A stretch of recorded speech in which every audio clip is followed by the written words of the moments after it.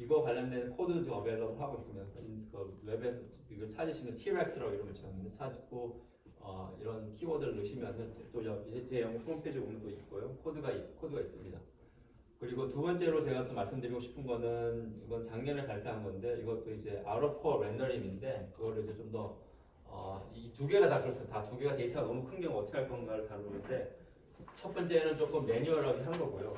두 번째는 좀 어떻게 하면 그걸 좀 자동화할 수 있을 것인가 그런 쪽으로 진행하면 되겠습니다.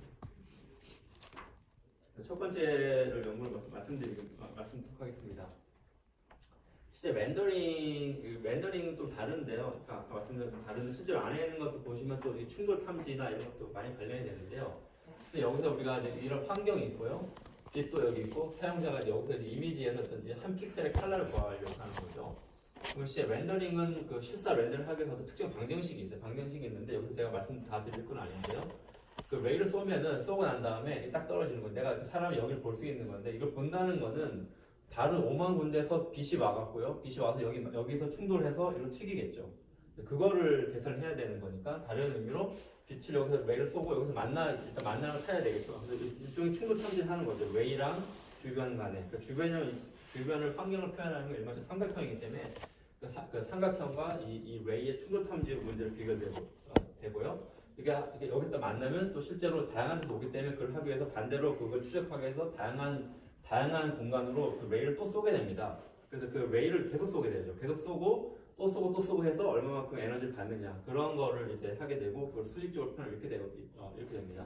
다르게 정리하면 실사 렌더링을 하려면은 웨이를 많이 쏘고 삼각형하고 삼각형과 그 웨이 간의 충돌 탐지를 무수히 많이 해야 되는 거죠. 그래서 단위 시간당 1초당 몇 개의 웨이를 프로세스할 수 있느냐가 상당히 중요한 어떤 성능 측정의 성능을 알 수 있는 어떤 측정 지표가 되겠습니다. 상당한 계산량이 많고요. 그래서 실제적으로 이제 이 실사 렌더링 같은 거는 이제 게임 쪽에서 워낙 중요한 문제가 되기 때문에 게임 하신 분도 있고 안 하시는 분 계시겠지만 게임에 그래서 이제 그 몰입도 높이기 위해서는 실사 렌더링 하는 거 되게 중요하고요. 그래서 인터랙티브한 렌더링 저렇게 웨이를 많이 쓰면서 어떻게 하면 실사 렌더링 더 빠르게 처리할 수 있을까 연구를 많이 되어 있는데 일반적으로 GPU를 많이 쓰게 되고요. GPU도 좀 있지만 이 GPU가 이게 제약이 많기 때문에 또 메모리 문제도 있고 여러 가지 있기 때문에 또 아까 김덕수 박사 말씀한 것처럼 이게 CPU처럼 자유롭게 쓸 수 있는 것이 아니기 때문에 여러 가지 제약이 많거든요. 그 제약 조건 하에서 실시간 돌아갈 수 있는 걸 만들기 상당히 어려운데요. 그런 연구가 많이 있습니다. 그래서 저희도 그런 걸 좀 활용해서 연구를 하려고 했고요. 근데 저희가 지금 다루고 문제는 그런 게임이 아니라 영화나 이런 쪽 관련돼서도 영화뿐만 아니라 우리나라가 이렇게 제조업 강국이잖아요. 강국인데 그래서 여러 가지 CAD 데이터가 많은데 상당히 데이터가 크거든요. 그래서 그런 것들을 GPU에 다 메모리 못 올리는 상황이 많이 생기고요. 그래서 저걸 어떻게 하면 CPU나 GPU 메모리에서 CPU 다 올릴 수 있지만 GPU의 성능도 활용하기 싶은 거죠. 그런 그런 CPU, GPU 같은 그런 그 갭에 문제가 있는 상황에서 어떻게 하면 최대한 성능을 낼 건가 그런 연구를 그런 고민을 많이 했고요. 그래서 어떻게 하면 GPU를 많이 쓰자.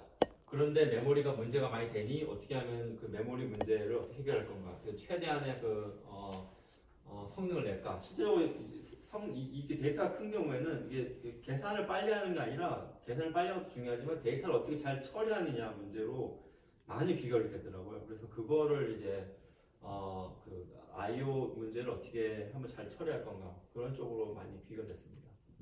그래서 아까 김덕수 박사 얘기한 것처럼 CPU, GPU가 있는데 CPU 같은 경우는 이게 다양한 연산을 자유롭게 해야 되니까는 실제로 이 칩 에어리를 보면 이렇게 캐시 데이터가 이렇게 되고 저렇게 될 거 할 때 어떻게 하면 그것들 많이 활용할 수 있을 건가. 그냥 랜덤하게만 하면 시간 너무 오래 걸리니까 어떻게 하면 그 코헤런스를 기반으로 해서 성능을 할 건가. 그리고 컨트롤러 이런 것들이 되게 많고요.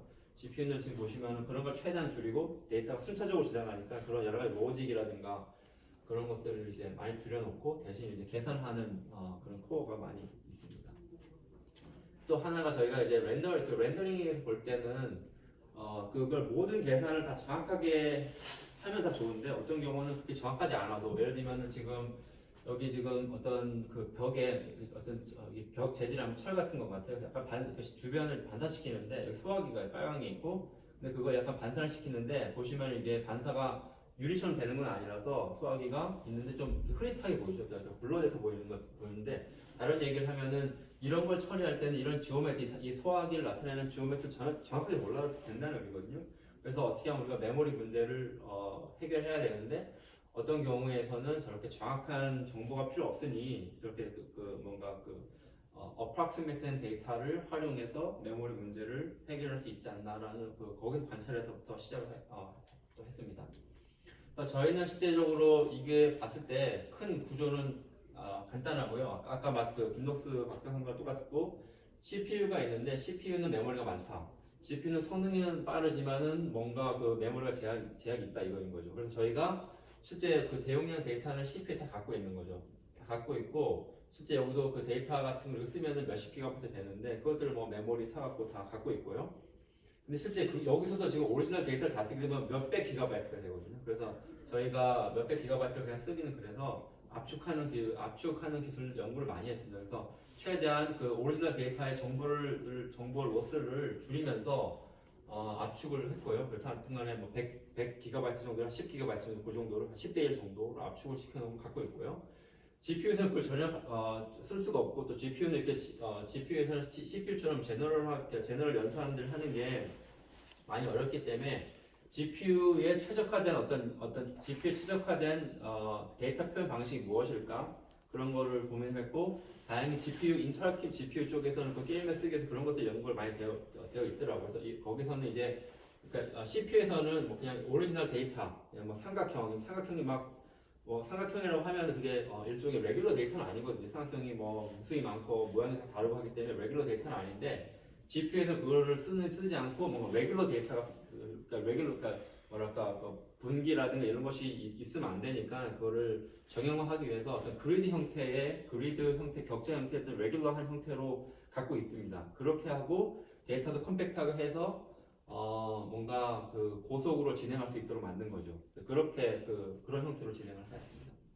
그리고 두 개 사이에 어떤 데이터 정보가 여기도 필요하거든요. 필요해서 그것들을 CPU, GPU에서 데이터를 최선 줄이고 그것들만 CPU에서 GPU로 옮기고 서로 주고받고 그런 형태로. 왜냐면 이 데이터 커뮤니케이션이 오버헤드가 상당히 크거든요. 이게 아무리 밴드위스가 크더라도 이게 처음에 그거를 많은 데이터를 한꺼번에 보내는 건 최적의 성능이 나는데 조그만 데이터를 보낸다거나 그 데이터를 여러 번 반복한다 그러면 이게 여러 가지로 오버헤드 상당히 많기 때문에 그걸 최대한 줄여야 됩니다. 그래서 그것을 하기 위해서 최대한의 적은 양의 그리고 자주 보내면 안 되니 한 번에 많이 그런 형태로 진행하였습니다.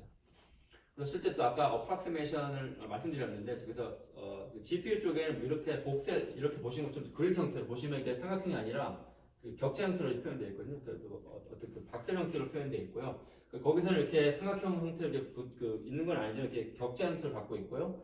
격자 형태를 갖고 있지만 실제 우리가 렌더링 할 때는 저걸 그냥 가시화하면 되게 결과가 되게 안 좋게 보이는데 저희가 이제 간접 광이라고 해서 빛이 몇 번 튀긴다거나 아까 보여드린 것처럼 소화기 같은 케이스 실제로 이제 이 소화기가 있는데 소화기를 직접 보는 걸 그러니까 기본 아이디어는 뭐냐 소화기를 우리가 직접 보는 걸 저희 지오메트리가 많이 필요하기 때문에 삼각형을 쓰고요. 여기서 이제 소화기가 이제 반사된 걸 보는 거는 여기 벽에 한 번 튀겨서 소화기로 가는 거거든요. 그런 경우는 이렇게 직접 광이 아니라 직접 가는 게 아니라 뭔가 여러 개는 튀겨서 가는 경우는 지오메트리가 그렇게 정확할 필요가 없으니 복색 형태로 대략적인 정보만 활용하는 거 그건 GPU를 써서 빠르게 하자는 것이 메인 아이디어가 되겠습니다. 그래서 실제적으로 이제 여기서 오리지널 데이터를 쓰게 되면은 그것만 실제로 삼각형을 한 번만 튀기는 거 쓰면 이렇게 나오고요. 부드러운 건 안 되죠. 부드러운 편이 안 되는데 그거는 이제 부드럽게 튀기는 건 또 디자인도 많고 그래서 그걸 GPU로 쓰려고 하고요. 그 대신 거기서는 이렇게 복셀 타입을 하고 복셀 타입에서 정보를 갖고 와서 아까 있던 거랑 이렇게 넣어주면은 이렇게 부드럽게 렌더링이 된 형태로 실사 렌더링 된 형태로 이게 고속으로 진행할 수 있습니다.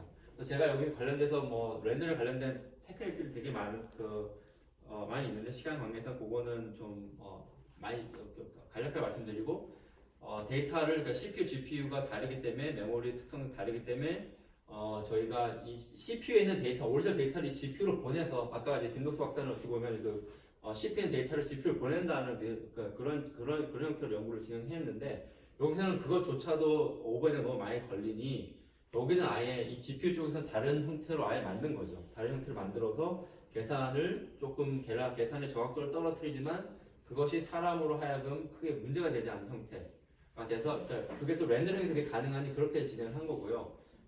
실제로 어떤 응용 분야에 따라서는 절대 그렇게 할 수 없는 경우도 있죠. 난 무조건 오리지널 데이터 써야 된다. 그러면 이제 이런 형태를 못 쓰는데 실제로 많은 경우에는 이렇게 어프락시메이션 되는 테크닉이 되게 많습니다. 아까 그 윈록스 박사가 한 것도 시뮬레이션에서도 정확하겠지만 실제 그 포인트가 되게 많고 되게 멀리 있는 경우는 또 저희가 정확하게 그 포인트 간의 모든 거리를 정확하게 계산할 필요가 없거든요. 그렇게 해서 뭔가 어프락시메이션 테크닉이 거기 되게 많이 있어서 그걸 쓰면은 더 성능 향상 더 얻을 수가 있는 거죠. 그래서 실제적으로 저희가 이거는 그 당시 이제 만든 거가 되는데 보잉 데이터가 몇십 기가바이트 되는데 이렇게 CPU, GPU로 CPU에서는 그 오리지널 데이터, 그러니까 우리 직접적으로 보는 것들 한번 직접적으로 해서 정보가 많이 필요한 건 그걸 쓰고요. GPU 여러 번 튀기는 것 같은 거는 그 계산량이 너무 많고 데이터 다 쓰기 너무 시간 오래 걸리니까 그건 아까 말씀드린 것처럼 그리드 타입으로 간략화 시켜서 받아서 이렇게 그러니까 고속으로 진행하면서 이렇게 퀄리티 있게 맨 처음에 퀄리티 좋지가 않은데 시점이 고정돼 있으면 점점 웨이를 많이 쌓아서 이렇게 반사라든가 이렇게 좀 뭔가 그 여러 번 튀기는 효과를 많이 얻을 수 있었습니다. 그 당시에서 이 2014년에 발표한 결과인데 그 당시 이제 최고의 성능을 낸 기술과 시스템이 되겠습니다. 그래서 제가 지금 말씀드린 걸 좀 정리한 건데요. 실제로 좀 더 구체적으로 말씀드리면은 여기서는 그러니까 저희가 매뉴얼을 했기 때문에 렌더링을 그 알고리즘을 보고 저희가 어떤 경우에는 CPU로 가느냐, 어떤 경우는 GPU로 가느냐, 그걸 다 저희가 다 나눈 것이 되겠습니다. 그래서 저희가 이제 C-Ray가 뭐냐면은 CPU에서 해야 될 거. CPU에서는 오리지널 데이터가 있으니까 그걸 써야 되는 거를 C-Ray라고 했고요, 저희가요. 실제 사람 눈에서 처음으로 보이는 것들은 이렇게 잘 보이고 정확하게 표현돼야 되기 때문에 CPU에서 오리지널 데이터 갖다 놓고 거기서 이제 액세스를 하게 되는 거죠. 그리고 실제 어떤 것들이 거울에 반사되는 거, 스페큘러 머티리얼, 거울 같은 게 이제 정반사 물질 같은 건데 그런 것들은 여러 번 튀겨도 우리가 보는 거에 정확도가 떨어지지 않기 때문에 그런 경우에는 다 이렇게 CPU에서 처리를 했습니다. 근데 대부분의 많은 경우 반사되는 경우는 저희가 그 정도의 정확도가 필요하지 않기 때문에 렌더링 할 때 보면 한 번 튀기고 한 두 번 튀기고 세 번 튀기고 네 번 튀기고 그런 거 되게 많거든요. 실제 우리가 영화 같은 거 할 때는 영화 보실 때 픽사 무비나 이런 거 보시게 되면은 상당히 많은 여러 번 튀기는 그 반사돼서 들어온 것들을 보게 되는데요.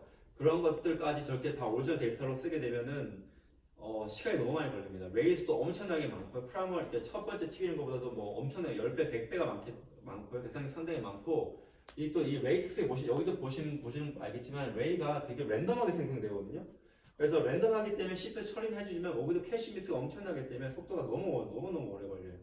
그래서 그것들은 어떻게 데이터를 줄여야 되니까는 아까 말씀드린 격자 형태로 GPU 올려놓고 GPU에서 어프락시메이션 형태로 계산을 가져서 진행을 했습니다. 그래서 저희가 그거를 G-Ray, 실제로 이제 GPU 쓴다 해서 저희가 G-Ray라고 표현했습니다. 이렇게 Ray를 CPU, GPU에서 처리할 수 있는 것들을 그 CPU, GPU 특성에 맞게 분류를 했고 알고리즘을 그렇게 만든 거죠. 그렇게 해서 이 당시 가장 좋은 성능을 얻었고요. 데이터 레프레젠테이션도 그거에 맞게 저희가 많이 만들었습니다. 여기서 자세히 말씀드릴 없지만은 저희가 오리지널 데이터를 쓰고 아까 말씀드렸죠. 오리지널 삼각형 데이터도 너무 크기 때문에 압축을 했고요. 가능하면 거기서는 정보를 로스가 없는 형태로 했고 GPU에서는 그걸 바로 쓰면 성능이 너무 떨어지기 때문에 거기서 이제 어떤 GPU 특성에 맞게 격자 형태로 레귤러 형태로 저희가 많이 만들었습니다. 그거를 이제 써서 데이터 레프레젠테이션 자체도 좀 다르게 만든 거죠. 오늘 좀 디테일에 넘어가겠습니다. 아까 했던 얘기를 정리를 한 거고요. 다시 한번요. 그래서 저희가 이 당시 4년 전 결과인데요. 그때 인텔 코어 i7 이거 헥사코어네요. 그리고 엔비디아 GTX 680 각각이 한 2GB 램 되는 거를 쓸 수가 있고요. 그렇게 되면 실제 저희가 이제 가질 수 있는 건 뭐냐면 그 2GB가 전체 저희가 렌더링하는 그거에 15% 정도는 쓸 수가 있는 거예요. 15% 정도는 쓸 수가 있습니다. 그래서 데이터 전체 다 못 갔지만 그 정도 갖고 쓸 수가 있고요. 그 15% 디테일은 그렇게 생각하셔도 될 것 같습니다. 전체 데이터는 쓰지 못하고 일부만 써야 되고 또 어떤 경우는 또 CPU에서 또 데이터도 갖고 와야 돼요. 그런 작업을 해야 되는 상황이고요. 제가 쓰는 거 아까 보여준 것처럼 보잉 777 모델이고요. 근데 보잉 지금 우리 타고 다니는 겁니다. 그래서 저희가 보잉이랑 같이 일을 했어서 보잉 데이터를 가져와서 썼고요. 3억 개 이상의 삼각형이 있었고 오리지널 데이터를 다 하면은 한 40GB 정도 되네요. 40GB 정도 되기 때문에 압축을 했고 CPU에서 압축을 쓰고 또 GPU에서는 그거 더 압축을 해서 좀 정보를 많이 못 하지만 그것도 압축을 해서 진행을 했습니다. 그래서 크게 정리하면 CPU만 쓰는 것보다는 CPU에서 모든 데이터를 다 쓰는 것보다는 한 4배 정도 성능 향상이 있었고요. 그거를 그냥 그러니까 GPU 빼고 저희가 만든 알고리즘으로 GPU 쓰자고 CPU 다 하면 3배 정도 성능 향상이 있었고 그냥 저희가 쓴 아까 말씀드린 레프레젠테이션 이런 것도 안 쓰고 그냥 오리지널 방법을 그냥 쓰면 그거에 비해서 저희가 130배 정도 향상을 얻었습니다. 그래서 그 키는 GPU를 써서도 성능 향상을 많이 얻었지만은 GPU 성능을 최대로 하기 위해서 저희가 좀 더 어그레시브하게 쓴 거죠. 데이터를 그냥 CPU에 써야 데이터를 글로만 쓴 게 아니라 거기도 뭐 GPU에 맞는 형태로 레프레젠테이션도 만들고 해서 하면 저렇게 더 어그레시브하게 하면은 100배 이상의 성능을 낼 수가 있는 거죠. 그런 거를 말씀드린 거, 아까 보여드린 결과를 또 하는 거고, 그래서 이건 넘어가도록 하겠습니다. 이렇게 해서 머티리얼 체인지도 가능하고, 그러니까 머티리얼 체인지 가능하다는 건 이게 데이터도 저희가 그러니까 원타임씩 데이터도 저희가 이제 바꿀 수가 있다는 거죠. 이렇게 저렇게 바꾸고 GPU에서 바꾸고 CPU에서 바꿔서 이렇게 실시간으로 이렇게 머티리얼 반응의 특성을 바꿔서 렌더링 되는 결과도 있고요. 그리고 이제 이렇게 라이트 빛도 이렇게 저희가 실시간으로 넣을 수가 있고 넣고 빼고 해서 실시간으로 다 동작이 되는 걸 보여드리고 있는 겁니다. 빛을 시스템에서 빛을 설정을 하고 이렇게 사람이 하고 있는 거 위치를 딱 찝고 하면은 빛이 나오겠죠. 이렇게 빛이 되고 있는 거고 그런 걸 되겠습니다.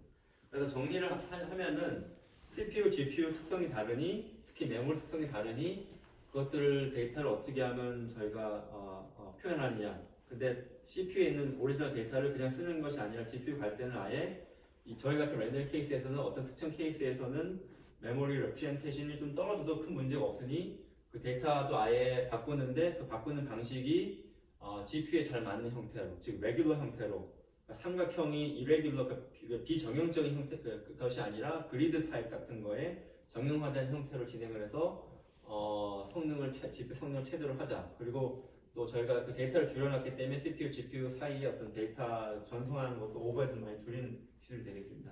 그래서 큰 그 하이 레벨 상에서 말씀드렸고 혹시 여기에 대해서 질문 같은 게 있으신가요?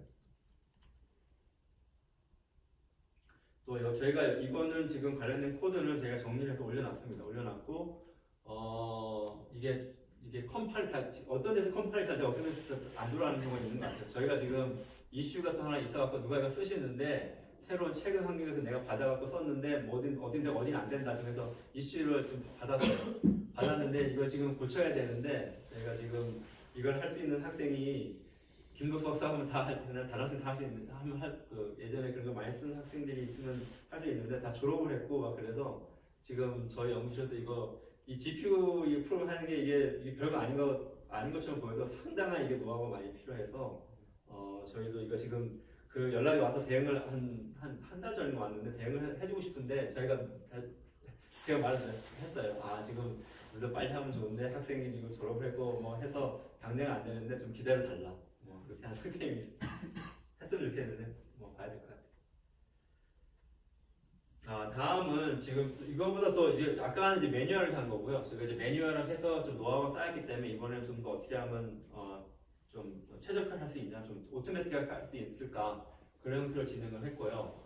이거는 지금 보시는 것처럼 이제 똑같이 R4예요. R4 형태로 데이터가 많이 큰 경우인데 이제 여기 이제 레이 배칭인데 제가 레이 배칭에 대해서 자세히 말씀드릴 건 아니지만 레이 트레이싱을 하는 아까랑 똑같은 기술이에요. 레이가 되게 많고 그걸 처리를 해야 되는데 데이터가 너무 크고 극단적으로 커서 R4인 상황인데 제가 그걸 자동화를 해야 되는데 CPU, GPU를 자동화를 하는데 그걸 타임라인 스케줄링이라는 방식으로 저희가 만든 것이 되겠습니다.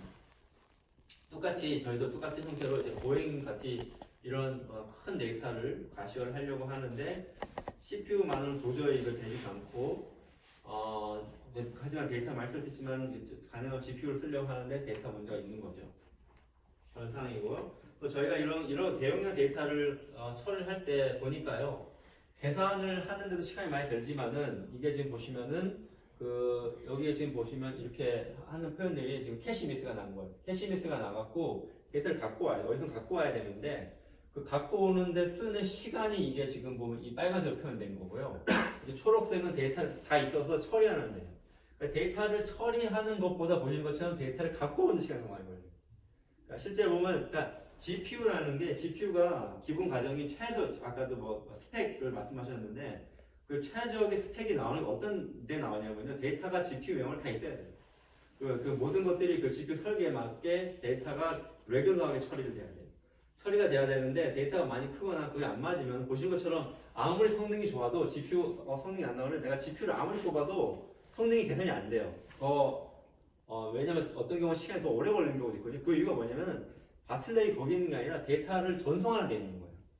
그래서 이런 경우에는 데이터 전송하는 경우 있는 경우는 GPU를 뽑아도 성능이 절대 나오지 않죠.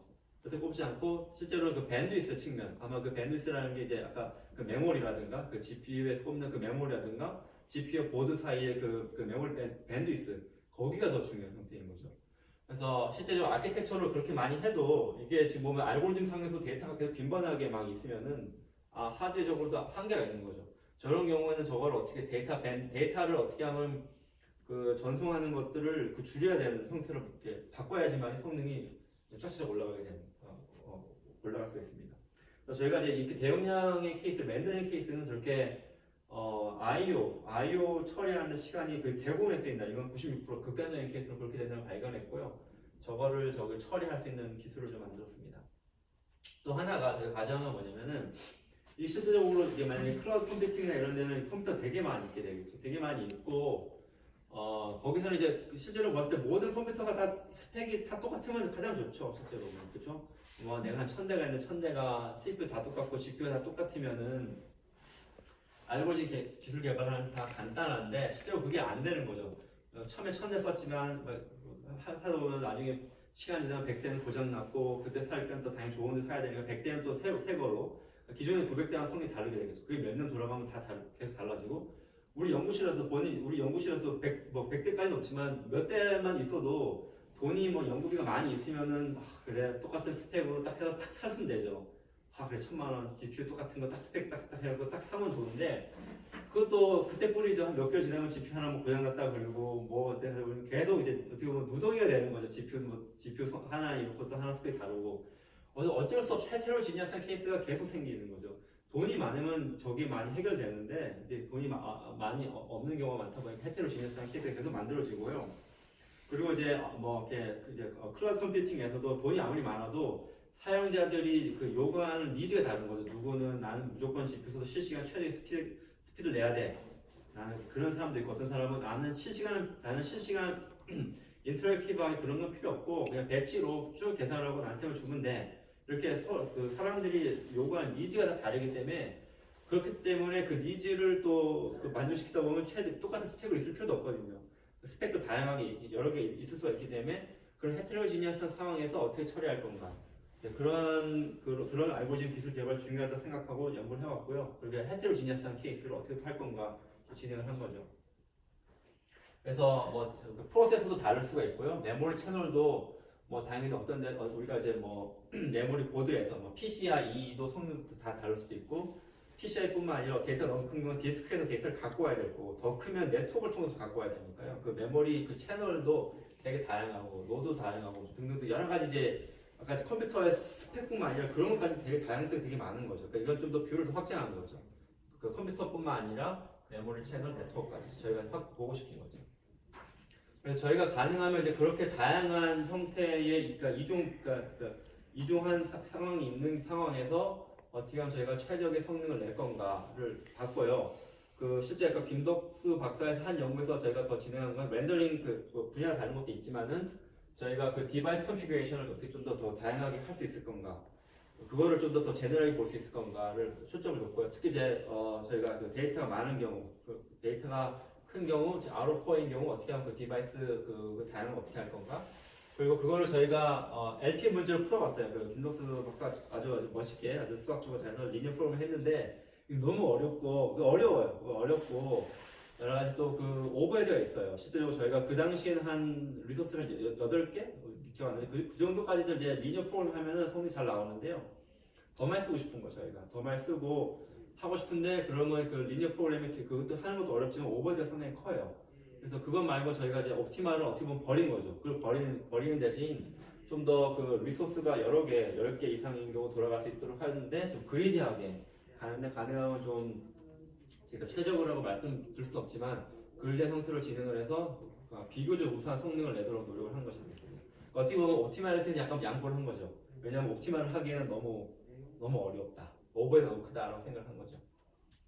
그래서 저희가 이제 기본 아이디어를 보시면은 실제로 어떻게 표현하면 저희가 그 디바이스들이 있고 디바이스들의 연결도가 있겠죠. 디바이스가 하나가 이렇게 여러 개가 있고 그 디바이스 다 다르고 연결하는 것도 그 걔들 성능도 그 메모리 채널도 네트워크 채널도 다 다르기 때문에 그걸 표현할 수 있는 걸 저희가 좀 제너럴하게 표현하기 위해서 디바이스 커넥티비티 그래프라는 걸 표현했습니다. 뭐 이름에서 보실 수 있는 것처럼 그래프니까 다양한 걸 표현할 수 있겠죠. 여기서는 이제 어떻게 표현할 이게 한 예가 될 텐데요. 그 그래프의 각각의 노드가 저희가 그 어떤 그 컴퓨터가 되겠어요. 실제로 저희가 이제 이게 여기서는 하나의 메모리, 그 GPU가 있으면 GPU가 그 있고 연산 처리 장치가 있고 그 연산 처리 장치에 연결된 다이렉트하게 할당된 어떤 그 메모리 공간이 있는 거죠. 그래서 얘들 사이 1대1 매핑 시켰어요. GPU랑 GPU 메모리 쓰는 거 1대1로 연결시켰고 이게 하나의 노드라고 보시면 될 것 같아요.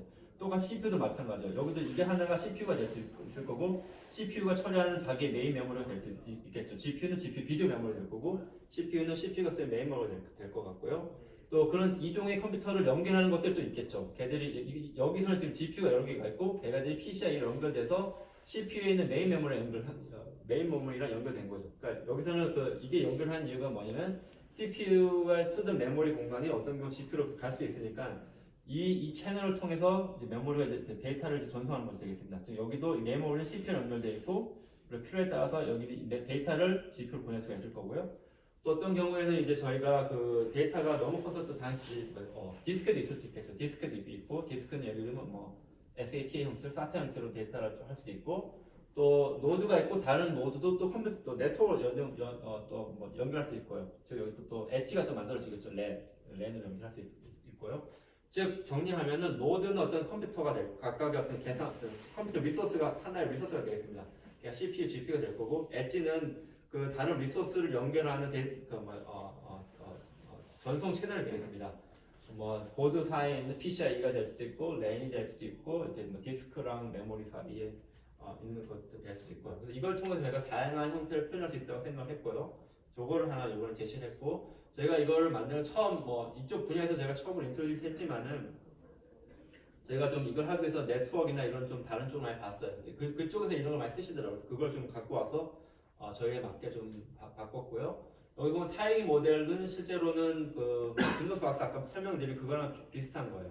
저희도 이걸 나름대로 추적을 하려고 하니 데이터를 줬을 때 걔가 얼마만큼 성능을 낼 건가를 알고 있어야 될 거거든요. 그래서 실제적으로 데이터를 먼저 이거 알고리즘 돌리기 전에 각각 CPU에서 성능이 어떻게 나오냐, GPU에서 어떻게 나오냐 다 보는 거죠. 아이디어는 되게 똑같아요. 빈록스 박사 한거와 똑같고요. 데이터 늘어나감에 따라 성능이 어떻게 될 건가? 그리고 또 중요한 건 여기는 지금 셋업 코스가 되게 중요해요. 그러니까 CPU 측에서는 데이터 하나만 줘도 바로바로 처리하거든요.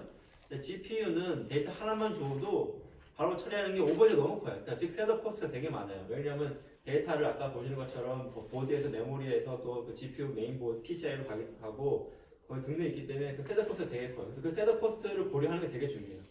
그게 또 있고 제가 하나 또 본 게 뭐냐면 빈록스 박사가 아까 전에 한에서 나오지 않은 게 뭐냐면 데이터 트랜스퍼를 저희는 되게 빈번하게 하거든요. 데이터 트랜스퍼에 대한 걸 따로 빼냈어요. 빈록스 박사 사실 이걸 고려하긴 했지만은 이게 다 녹아서 아마 그게 타이밍 모델 나왔는데 저희는 계산을 하지 않고 데이터 트랜스퍼 하는 것만 있기 때문에 그것을 따로 떼냈습니다. 보시면 저희가 이제 이 그래프에서 보면 데이터가 어떤 경우에는 이 데이터를 여기 메모리에 있는 거를 그냥 GPU로 보내고요. 데이터 트랜스폼 하는 거죠. 데이터 트랜스폼 하고 어떤 경우는 이 GPU에서 난 도저히 안 되겠네. 보니까는 저쪽 노드, 저쪽 컴퓨터에서 이 GPU에서 그 데이터를 처리하는 더 좋을 것 같으면 그걸 전송을 하는 거죠. 그래서 데이터 트랜스퍼를 데이터 트랜스퍼를 하면서 전체 성능을 낼 수 있기 때문에 저희가 그런 것도 많이 하고 많이 표현할 수 있도록 또 그래프 형태 표현을 했고 그걸 실제로 많이 해서 이렇게 따로 하나 독립적으로 또 이렇게 떼어냈습니다. 그래서 저희가 이제 뭘 했냐면 그걸 한 다음에 뭘 했냐면요. 저희가 이제 LP 방법 쓰진 않고 그리디하게 가는데 제가 또 새로 한 거는 타임라인을 봤어요. 예를 좀 보여드리겠습니다. 타임라인 스케줄링을 하는 건데요. 이게 뭐냐면 저희가 실제 아까 처음에 말씀드린 것처럼 데이터가 너무 많고 실제 보시면 상당한 양, 어떤 이거 같은 96%가 데이터를 전송하는 데만 쓰고 있거든요. 그래서 그 데이터 전송을 줄여야 되기 때문에 데이터 트랜스퍼라는 걸 저희가 하나를 딱 그러니까 중요한 이슈로 이제 뽑아내서 알고리즘에서 그걸 보는 거고 이제 보는 것이 되겠습니다. 여기 보시면은 이 다이아몬드라는 게 어떤 CPU, GPU의 어떤 데이터 처리하는 것이 되겠어요. 데이터 처리를 하고요. 여기 보시면 이게 화살표로 되어 있는 건 M0라는 어떤 메모리에서 M1이나 다른 메모리 공간으로 데이터 트랜스퍼만 하는 것이 되겠습니다. 아까 그 김덕수 박사에서 이거를 따로 고려하지 않았죠. 데이터 트랜스퍼를 고려하지 않았어요. 근데 저희는 아예 그걸 따로 떼낸 것이 되겠어요. 그것만 또 하나의 어떤 중요한 요소를 본 거죠. 데이터 트랜스퍼 하는 거가 있고요. 그래서 실제 저희가 할 때 보면 이렇게 그리고 그것들을 이제 저희가 그러니까 어떤 일을 처리한다는 거는 실제 예를 들면은 이 CPU나 GPU에서 어떤 잡을 처리를 할 거고 처리를 하고요. 또 똑같은 시간대 다른 디바이스에서 어떤 다른 잡을 처리를 하는 것이 되겠습니다. 근데 데이터 트랜스퍼를 왜 하냐면은 예를 들어서 간단한 케이스로 이제 데이터를 이쪽 디바이스한테 어떤 일을 처리하고 이제 데이터를 이제 보냈는데 일을 하다 보니 일이 너무 많은 거예요. 그럴 경우에 데이터를 쪼개서 다른 쪽으로 이제 보내야 될 케이스도 있겠죠. 그래서 이렇게 해서 어떤 데이터를 트랜스퍼를 해서 다른 쪽에서 하도록 할 수도 있고요. 또 실제로 또 어떤 경우가 있냐면 이게 캐시가 즉 코헤런스가 되게 중요하잖아요. 코헤런스. 그러니까 데이터가 있던 데서 데이터가 그러니까 그러니까 예를 들면 어떤 일을 처리하는데 그 일을 처리하는 데이터가 예를 들면 D0는 없고 D2에 있다고 치면은 데이터를 글로 보내서 처리하는 게 낫거든요. 그러니까 좀 구체적으로 설명드리면은 어떤 일을 할 때 어떤 일을 하다가 다른 일을 또 만들어낼 수가 있거든요. 실제로 아까 말씀드린 것처럼 이제 웨이 트레이싱에서는 웨이를 쐈는데 거기서 끝나는 게 아니라 웨이를 쏘고 나면 그걸 하기 위해서 그걸 처리해서 다른 웨이를 또 만들어내거든요. 즉 어떤 일을 처리하다 보면 다른 웨이가 또 나오는 거예요. 지금 뭔가 일들이 디펜던트하게 계속 뭐가 생기는 거죠. 그래서 예를 들면 D0 일을 처리하다 다른 일이 만들어진 거예요. 다른 일을 만들어졌는데 D0를 하는 것보다 그 데이터는 그걸 하기 위한 데이터는 D2에 있는 거예요. 그러면은 그거를 제가 파악해서 그 데이터 프로세스 파악해서 글로 전송해서 처리하는 게 더 낫다고 판단할 수 있거든요. 그렇기 때문에 그 데이터 전송하는 것도 고려를 해야 될 거고 거기서 처리하는 것도 있기 때문에 이렇게 데이터 트랜스퍼를 따로 떼어내서 했습니다. 즉 그걸 보기 위해서 이렇게 시간축에서 쭉 보는 거죠. 각각의 CPU, GPU에서 처리하는 시간과 데이터 트랜스퍼하는 시간을 타임라인을 쭉 넓혀서 좀 더 아까 그 LP 방법은 좀 더 좀 더 많이 볼 수 있는 형태로 했고 그렇게 요소가 되게 많아지기 때문에 LP 방법으로 될 수가 없어서 제가 다른 형태로 했습니다. 실제 이제 저희가 진행한 방법은 이제 그렇게 요소를 컴퓨터 CPU, GPU를 보고 데이터 채널을 보고 거기 상에서 이제 저희가 생각할 수 있는 형태로 이제 알고리즘을 정리하는데 옵티멀성보다 이제 그리디하게 진행을 한 거예요. 예를 들면은 이제 어떤 여기서 이제 어떤 잡이 이제 새로 생기면은 어떤 잡이 새로 생겼어요. 저희가 여기 보면 좀 이거 설명드려야 될 거 아니에요? 이게 지금 현재 그 컴퓨터를 나타내는 어떤 그 구조도예요. 여기 보시면은 디바이스가 3개 있네. D1, D2, D3가 있고 걔들 사이에 메모리가 이렇게 있고요. 걔들 연결도 이렇게 연결됐고 됐습니다. 그런데 지금 현재 내가 잡을 처리해야 될 잡을 보니까 이 잡 풀에 이렇게 있는 거예요. 잡이 있고 이런 잡, 레이를 처리하는 잡도 있고 하이라키 트랜스퍼가 하는 잡도 있고 등등 여러 가지 있고 걔들 그 잡을 처리할 때 필요한 데이터를 내는 거예요. 일종의 워킹셋을 정리하는 거예요. 이 잡을 처리하려고 봤더니만은 이런 데이터가 필요하다. 그런 정보를 쭉 나열한 것이 되겠습니다. 그래서 이제 현재 지금 우리 디바이스에다가 이렇게 잡을 준 거예요. 줬어요. 그러니까 D1, D2, D3에서 이렇게 잡이 이렇게 촬영되고 있고 데이터 전송은 지금 이렇게 되고 있는 거죠. 새로운 잡이 오면 일단 저희가 어떤 디바이스에 어사인 해야 되는데 가장 일이 적은 데다 일단 어사인 하는 거예요. 물론 다른 데다 하면서 해서 더 적을 수도 있겠지만은 저희가 그리디하기 때문에 그리디하게 그냥 가장 현재 제일 일이 없으니 여기다 주는 거죠. 그렇게 했을 때 계산을 간단하게 하는 거고요. 줬어요. 그런 다음에 데이터를 전송을 해야 돼요. 얘가 이 일을 하기 위해서는 어떤 데이터가 필요해야 되는데 그 데이터가 예를 들면은 다른 데 있는 거예요. 그 잡을 하기 위한 어떤 워킹셋이 있는데 그거를 필요한 데이터가 여기 있으면 제일 좋은데 그게 없으면 데이터를 끌어와야 되는데 그걸 어디서 끌어오느냐? 예를 들면은 이걸 여기서 끌어오느냐, 여기서 갖고 오느냐, 여기서 갖고 오느냐 그런 것들을 계산을 하는 거죠. 그래서 그것들을 이제 다양한 볼을 보는 거예요. 여기서 데이터를 M3에서 갖고 오느냐, M2에서 갖고 오느냐 해서 쭉쭉쭉 그래서 한번 넣어보는 거예요. 데이터를 메모리 여기서 갖고 온 다음에 전송을 해서 이렇게 하냐 이렇게 해서 쭉 이제 보는 것이 되겠죠. 또 하나가 중요한 건 어떤 잡을 처리하기 전에 그 데이터가 먼저 와야 되니까 여기서 올 때 실제 데이터 여기서 오게 되면은 여기서 오면은 이 데이터 전송을 다 끝나고 나서부터 여기서 이제 끝나고 난 후 전송 다 하고 난 다음부터 이제 여기서 이제 일을 처리할 수 있기 때문에 그걸 보는 거죠. 즉 디펜던스까지 보는 거예요. 여기서 오는 경우는 여기 실제로 데이터 쭉 밀려갖고 이게 J1 여기서 바로부터 쭉 뒤로 밀려서 실행이 돼야 될 거고요. 데이터가 여기서 오면은 전송이 되면 여기서 빨리 올 수 있기 때문에 바로 여기서 좀 실행할 수 있는 거죠.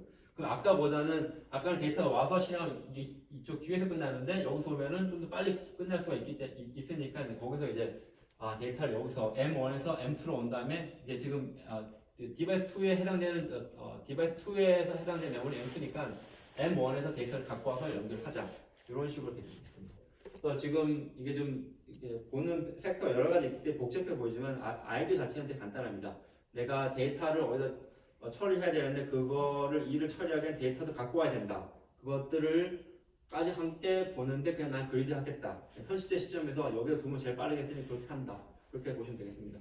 이걸 옵티마이즈 하려고도 제가 해봤는데 너무 복잡해서 이게 또 저희가 보는 이 팩터가 10개 이상 막 20개 되기 때문에 너무 오버헤드가 많이 들더라고요. 그거보다는 일단 어사인 하자라는 뜻이 되겠습니다. 실제적으로 이거 좀 렌더링에 살 때 어떻게 되냐 뭐 그런 건데 그건 빼고요 저희가. 보시면 저희도 두 가지 데이터 셋을 했고요. 여기 지금 데이터가 뭐 한 20기가, 12기가 이상 되는 형태로 되어 있습니다. 그래서 지금 보시면은 저희가 이제 이런 형태로 어떤 그 디바이스를 구성한 거예요. 여기 지금 컴퓨터 여기 4대 물려 있고요. 여기 그러니까 A라는 어떤 컴퓨터예요. A 컴퓨터가 지금 보면 뭔가요? 여기 보면 지금 뭐 옥타코어 형태로 인텔 인텔 CPU인 것 같아요. 메모리가 6기가 거기서 다 GPU가 있네요. GPU가 어사인돼 있고 그런 형태로 되어 있고요. GPU가 지금 타이탄 4로 되어 있네요. GTX 타이탄으로 되어 있고 그리고 또 다른 컴퓨터 또 있는 거. B라는 거는 또 그런 B는 CPU 형태 다르고요. 등등 그러니까 A, B, C, D가 의미하는 게 서로 다른 스펙을 갖고 있는 컴퓨터 CPU, GPU가 있는 거고 이 안에는 여기서는 지금 100메가 형태로 되어 있고 연결되어 있고 얘는 1개 형태로 되어 있고요. 그런 형태로 되어 있고 또 걔네들이 다른 이렇게 연결되어 있는 상태입니다. 네트워크가 되어 있는 거죠. 그러니까 실제 저희가 아까 말한 것처럼 그 그래프를 이렇게 표현한 것이 될 거고 이 한 컴퓨터에도 CPU, GPU가 있기 때문에 리소스가 또 2개가 붙어 있는 거고 그 안에서 메모리 채널, CPU, GPU 파일 데이터를 전송할 수 있기 때문에 거기서 또 메모리 채널 엣지를 또 만들어낼 거고 이제 그래프는 이거 훨씬 복잡한 거죠. 근데 저희가 이런 상태가 있을 때 컴퓨터를 하나 뽑아본 거예요. A가 하나 있는, A가 2개, A가 3개, 4개, A가 4개에다 B를 넣는 거 쭉쭉 이렇게 다양한 서로 다른 것들 네트워크를 계속 넣는 거예요. 그때 이제 기존에도 이 대용량 데이터를 다루는 기술들이 있었는데요. 제가 그거에 비해서 성능이 좋은 거를 아실 수 있습니다. 제가 희망은 전보다 훨씬 더 많이 나길 기대했었는데요. 저희가 옵티멀하게 계산하지 못해서 아마 좀 성능은 뭐 2배, 3배 이상 나지 못한 것 같아요. 그때 저희가 비교적 기존 기술보다는 좋게 성능이 나왔고요. 다른 케이스도 다른 데이터 썼을 때도 그렇게 돼 있고 실제 이제 데이터를 이건 다른 환경 테스트를 한번 해본 건데요. 처음에는 이제 데이터가 어떤 하드에 있겠죠. 하드에 있고 여기 데이터 여기만 있는데요. 그러면 이제 어떤 연산을 할 때 데이터를 다 전송을 해야 되잖아요. 데이터를 전송을 해야 되는데 처음에 아무것도 없는 거예요. 여기만 있고 이 GPU 1, 2, 3에는 없는 거예요. 그러면 데이터 처음에 할 때 데이터를 다 전송을 해야 되잖아요. 그죠? 그때 그러니까 데이터 아무것도 없는 상태에서 데이터를 프로그램을 렌더링하는 프로그램을 돌리는데 최적의 성능이 언제 나느냐를 본 거예요. 저 시간을 쭉 이게 시간이 흘러가고 있고요.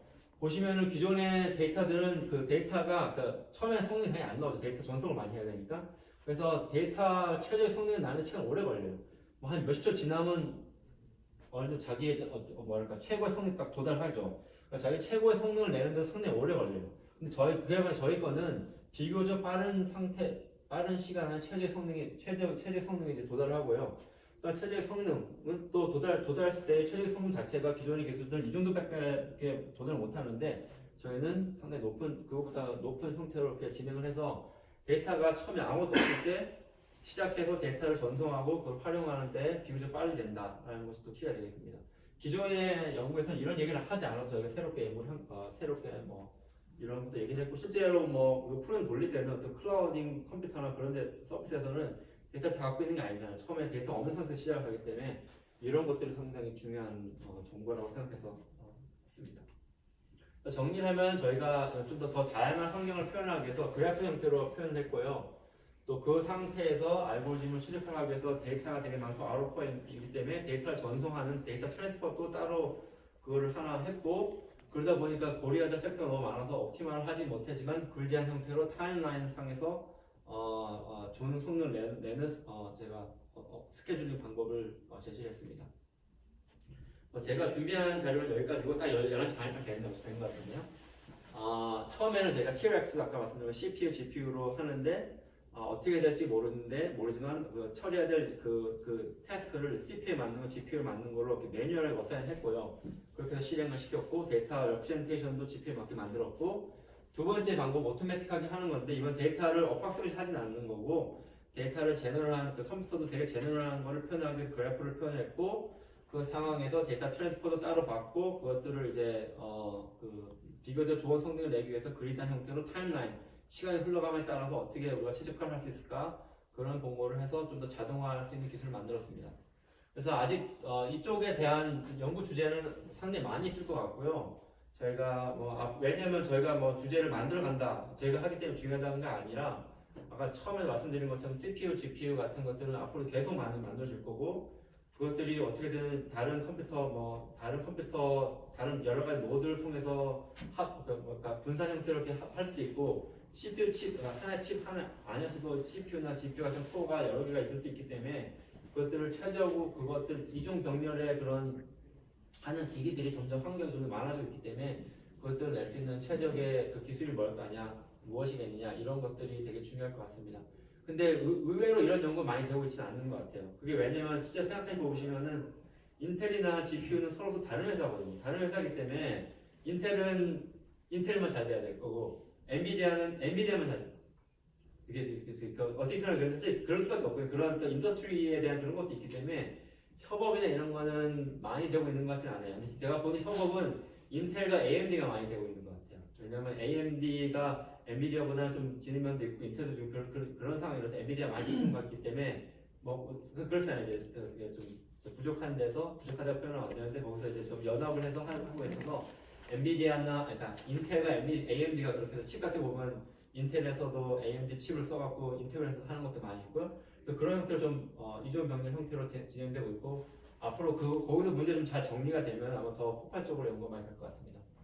그래서 렌더링 관련된 건 제가 책도 여기서 자세히 설명드리지 않았지만 제가 책도 한 것이 있어서 관심 있으면 보시면 될 것 같고요. 또 김덕수 박사랑 해서 지금 이렇게 튜토리얼 진행하고 있고 이것도 제가 봤을 때는 제가 생각하기에 상당히 중요한 연구 주제라고 해서 같이 좀 튜토리얼 형태로 정리해서 좀 우수한 저널에 내려고 노력 중에 있습니다. 네.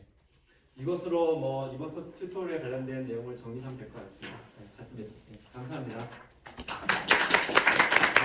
궁금한 질문도 있으신가요? 아무거나 전화 좀 있으세요? 아무거나. 질문이 두 예. 가지인데요. 하나는 지금 이제 설명해 주신 거가 그 프리미티브 오퍼레이션이 한 종류라고 이렇게 생각하고 진행을 하시는. 그런 건 아니에요. 지금 여기 프리미티브 테스트 제가 그거 설명을 말씀드리지 않았지만은 김덕수 박사가 한 것처럼 저희가 최소한 두 가지입니다. 두 가지고요. 왜냐면은 데이터 이게 실제 그 렌더링도 아까 김덕수 말한 그 충돌 탐정 똑같아요. 하이라키 트래버스 하는 것도 있고 그리고 또 웨이랑 트라이앵글랑 또 연산하는 충돌 탐지하는 연산도 따로 있고 등등도 있어서 그런 여러 개입니다. 작 테스트. 그럼 그거는 이제 제너럴하게 적용이 된다고 보시죠? 그렇죠. 그렇게 하면 되는데 저희가 이제 테스트한 건 그게 10가지다 이런 건 아니고요. 한 두세 가지 정도로 좀.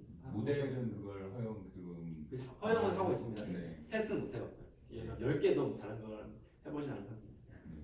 그리고 두 번째 질문은 지금 이제 GPU 클러스터에서 이제 적용할 수 있는 이제 알고리즘 같은데요. 예. 요즘 그 하둡이나 이런 데서 예. 이제 사용하려고 하면 예. 뭐 스팝 GPU라고 하는 기술도 있고 그런데 그거하고 어떻게 연결해서 예. 뭐 실제 그거에 대한 니즈는 저도 다 파악을 했었어요. DB 쪽에서나 또 다른 쪽 그 데이터 마이닝이나 하는 쪽에서는 그런 것들을 하드웨어 내는 걸 많이 하시는데 저희가 지금 그래픽스 하다 보니까 그거까지는 저희가 뭐랄까 역량이 안 돼서 보진 않았거든요.